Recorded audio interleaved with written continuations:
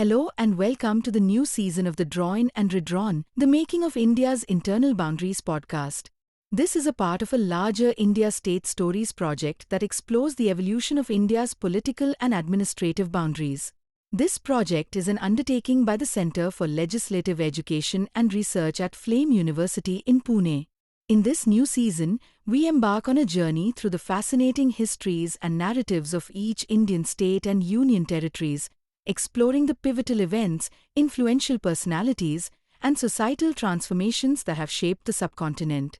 In the 24th episode, let's unpack the fascinating history of the current union territory of Puducherry. This episode is based on a corresponding article written by our team at India State Stories. These articles have been converted to audio conversations with the help of Google's Notebook LM. You can find the relevant article link in the show notes. Now, let's dive into the conversation. So, usually when we sit down to do a deep dive on a state or a territory, we have a pretty clear mental map. You know what I mean? Absolutely. You picture a solid block of land, clear contiguous borders, maybe a capital city sitting nicely right in the middle. That's neat. It's tidy. But for this episode, we have to throw that standard geometry right out the window. We are talking about Puducherry. And honestly, looking at the map, it doesn't make any logical sense. It really doesn't, at least not in the traditional sense of how we define a place. I mean, if you look at a map of India today, Puducherry isn't a single shape. It looks more like someone took a handful of confetti and just threw it at the southern coast of the subcontinent. That is such a vivid image, confetti, because it really breaks all the rules of what we think a state should look like. We are dealing with a territory that is physically located in 3 different Indian states. Speaks 3 different languages. And this is the part that gets really interesting. Stayed French for nearly 2 decades after the British packed up and left India in 1947. That is the absolute crux of it. This isn't just a quirky geography lesson. It's a story about a very long, very complex geopolitical divorce. We're looking at how a colonial trading post evolved into what is, well, essentially a constitutional anomaly. A constitutional anomaly, I like that. It's a case study in how history refuses to be tidy. And surprisingly, how a war in the jungles of Southeast Asia ended up redrawing the map of India. Okay, let's unpack this confetti idea first, because the geography here is wild. When we say Puducherry is scattered, we aren't talking about a few towns that are just down the road from each other, are we? No, not at all.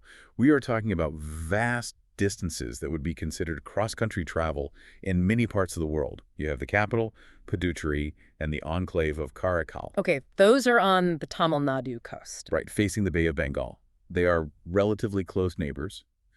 But then, if you travel over 800 kilometers north, all the way up the coast into the state of Andhra Pradesh, you find Yanam. 800 kilometers away.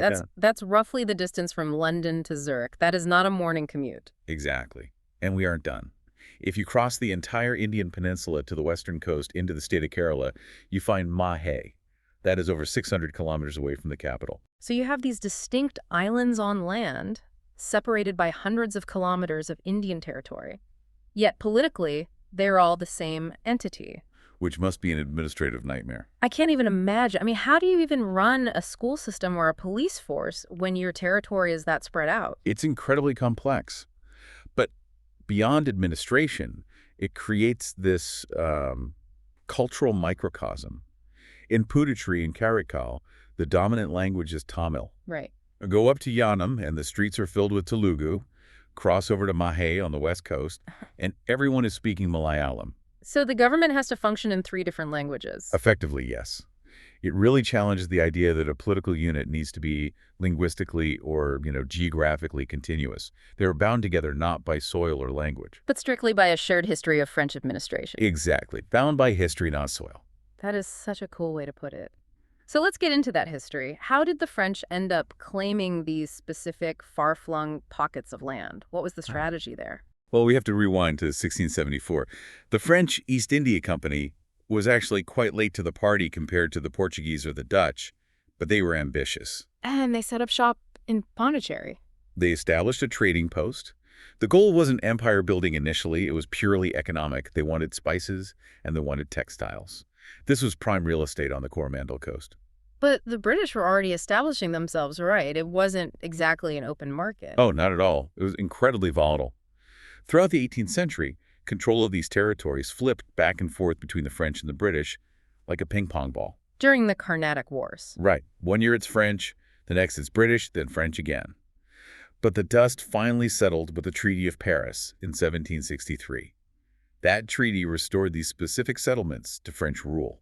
And crucially, that is where they stayed for nearly 2 centuries. 2 centuries. It's a long time. And during that period, while the vast majority of the subcontinent was under the British Raj, these French pockets must have developed a totally different vibe. They did. And this is where the story gets, well, a little romantic.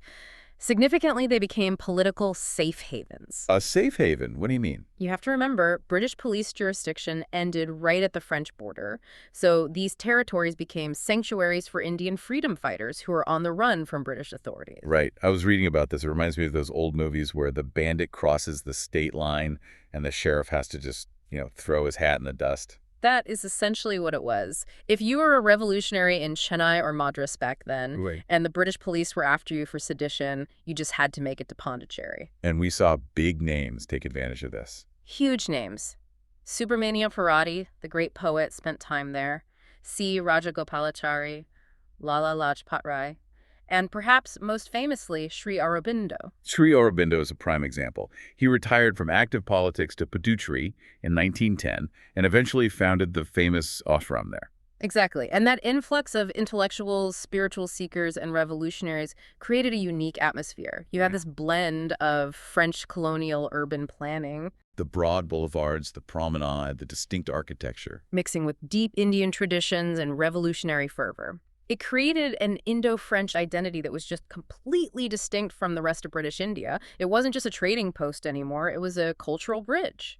So fast forward to 1947, the big year. The British leave. India celebrates independence. Tricolors are going up everywhere from Kashmir to Kanyakumari. But in Puducherry, the French flag is still flying. That must have been incredibly awkward. Awkward is putting it mildly. It was a diplomatic headache. You have to imagine the scene. India is finally free, preaching anti-colonialism on the world stage. But there are these small pimples of foreign rules still dotting the map. Right. In 1948, the Indian National Congress met in Jaipur and passed a resolution basically saying, look, this is anomalous. Yeah. It's opposed to the very concept of India's unity. But why didn't India just take... the British gave up the whole subcontinent. France was battered after World War II. Why did Nehru treat them with kid gloves compared to, say, the princely states? That's the million-dollar question. Nehru was a diplomat at heart, and he was very conscious of India's image. In 1949, he stated that it was natural and proper for these territories to join India. But, and this is key, he insisted it should happen through friendly discussions. He didn't want to send in the army. He wanted to show the world that India was a peace-loving nation that respected international law. Okay, so Nehru plays nice. But why were the French digging their heels in? What value did a few coastal towns hold for France in 1948? They surely weren't making much money off them anymore. It wasn't really about the towns themselves. It was about the domino effect.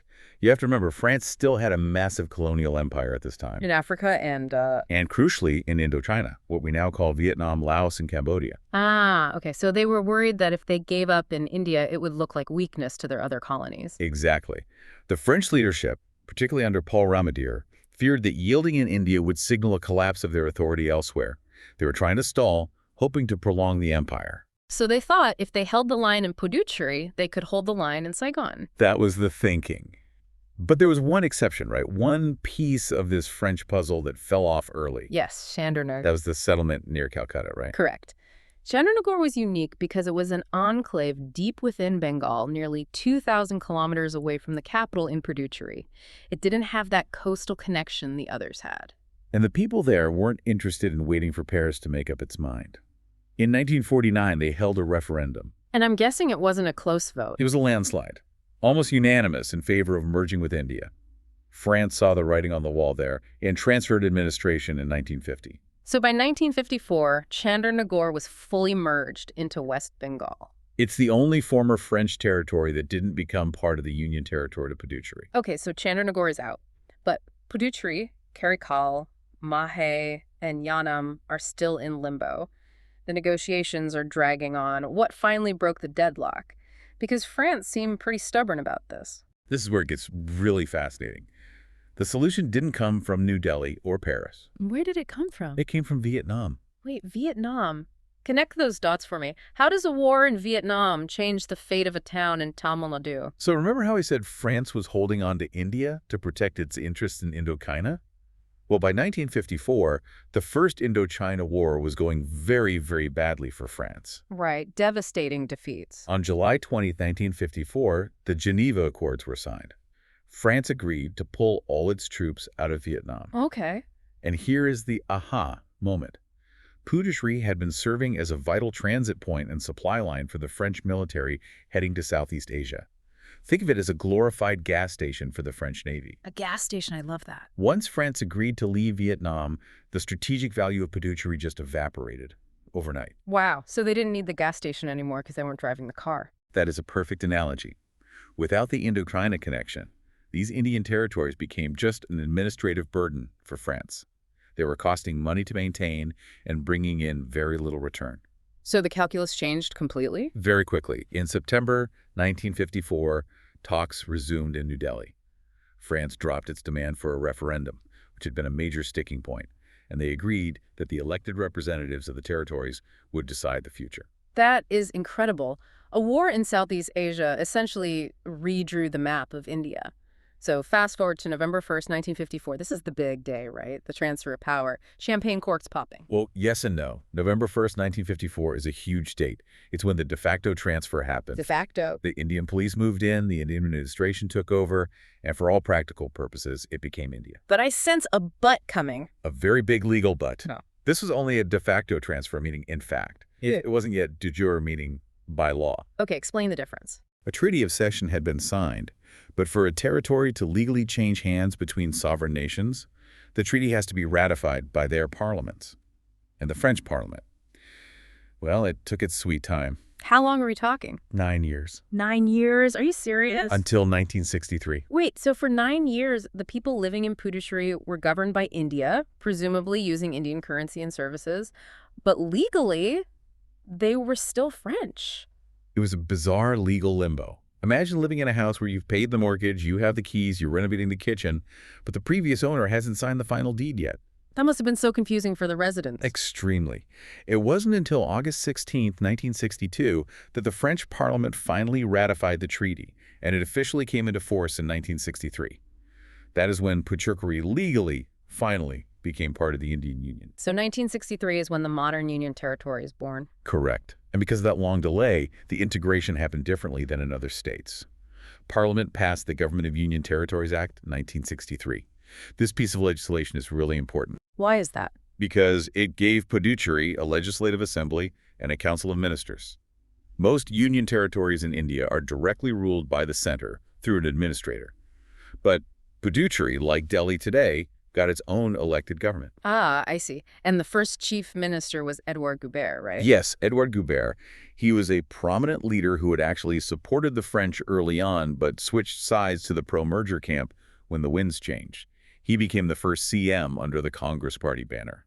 But this structure, having an elected government and a lieutenant governor appointed by the center, that's a recipe for drama, isn't it? We see this in the news all the time. It is a structural friction. You have an elected chief minister who feels responsible to the people, and a lieutenant governor who holds significant control over policy and bureaucracy. It often leads to power struggles. Over who actually calls the shots. Exactly. It's a direct legacy of that unique transition from French colony to Union territory. And speaking of legacies, we should mention the name. For the longest time, the world knew it as Pondicherry. Right. Pondicherry was the westernized, anglicized version. The original Tamil name was always Puducherry, which simply means new village. And in 2006, they officially changed it back. Yes. In September 2006, the central government passed the act to officially restore the name to Puducherry. It was part of a larger wave of renaming cities in India to reclaim pre-colonial identities, like Bombay becoming Mumbai or Madras becoming Chennai. But old habits die hard. I still hear people say Pondi all the time. Pondi has a certain affectionate ring to it, doesn't it? It does. You know, looking back at this timeline, it's really a journey. We started with a spice trading post, went through a period as a revolutionary hideout, became a geopolitical bargaining chip involving the Vietnam War, and ended up as this unique Union territory. And that structure preserves something vital. If Puducherry had just been absorbed into the neighboring state of Tamil Nadu, that distinct identity might have been diluted. That's a great point. It's not just about lines on a map. No, it's about the lingering influence. You can walk through the French Quarter today and see it. But more than the buildings, it's institutions like the Sri Aurobindo Ashram, or Auroville, that experimental township founded in 1968 nearby. Places that draw seekers from all over the world. Exactly. They embody a certain internationalism that is deeply rooted in that specific history of being a bridge between East and West. It really is a fascinating case study. You know, we often think of history as these big, sweeping movements, the British leaving and the midnight hour. But the story of Puducherry shows that history is also in the details. It's in the delayed ratifications, the diplomatic chess games, and the small pockets of land that refuse to conform. Absolutely. And it raises a really provocative question for us to consider. The transition of Puducherry wasn't just a signature on a document. It was a grueling 16-year process from 1947 to 1963. A really long time. So in a world today that is so obsessed with rigid borders and hard nationalism, how do these islands of distinct culture maintain their identity when they are absorbed into a massive nation-state? Puducherry managed to do it. It suggests that perhaps there is room for plurality, for being both hand rather than either.